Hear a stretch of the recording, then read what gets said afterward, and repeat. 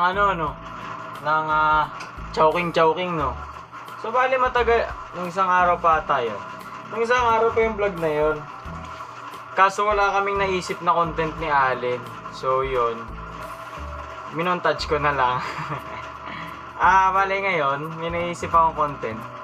May mga nakikita kasi akong video na nagkakaroon sila ng confusion sa tinatawag na non-stick pan. Okay? Mag-apron tayo ngayon kasi nakaubad tayo kasi. So, ayoko rin naman mag-BS kasi hindi pa ako naliligo. Kakatas ko lang maglaba. Pawis, ganyan. So, sayang damit. So, iba na tayo dito. Pero luto gagawin natin. Para sa akin kasi, based on my experience, iba kasi ang non-stick pan material sa non-stick pan na coated. Yung mga tao kasi gusto nila nakapagluto ng itlog ng walang mantika. For me, that's impossible, man. Because yung itlog po, yung yolk niya talagang madikit, no? So, kailangan mo talaga ng pang-separate doon para hindi siya didikit sa pan, no? Yung normal na pan, yun talaga kahit anong gawin mo, kahit lagyan mo ng mantika, may didikit at didikit doon. Paano ko nasabi yun? Kasi meron kami nun. Ayan o. May mantika yan. Madaming mantika yan. Pero, yan, may dumikit pa din. Ang niluto ko dito, hotdog. Yan, may mga reservoir. Yung mga reservoir pa rin na yun. Reservoir? Basta na may natira, may naipit. May dumikit. So, ayun, technically, hindi siya non-stick pan coated. Hindi siya non-stick pan material. And hindi rin siya seasoned. Normal lang siya, as in normal lang yung pan na yan. So, papakita ko sa inyo yung coated. Ito yung coated. Non-stick pan coated na tinatawag, etong mga ganito. Kita nyo yan. Ayan. Diba may gas-gas na? Ayan. May gas-gas lang yan. Coated yan. Yan. Nakita mo naman, diba? May pintura. Iba yung ilalim, iba yung sa loob. Isa pang great example of coated is ito. Ayan. Nasira na siya. Nasira na yung coat niya, which is yung pintura na, parang pintura. Pero gumagana pa to. Pero dito sa part na to, may dumidikit na dyan. Mahirap na yung lutuan na hindi talaga dumidikit. Like kanin, itlog.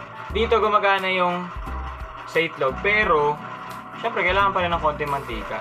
Kasi sa baking nga, diba? Sa baking, hindi mo matatanggal agad yung cake kung walang oil yung mixture mo. Pero, correct me if I'm wrong, mga bakers. So, ito, kung nakikita nyo, may texture yan, ayan. May XX, ano ba to? Parang diamond. Pero the most famous na may nagreklamong product is ito. I'm sure you are all familiar of this. Dami nagreklamo, bakit daw hindi siya non-stick. Well, it is non-stick, guys. Nakikita niyo yung material na yan, yung texture na yan. Ayan.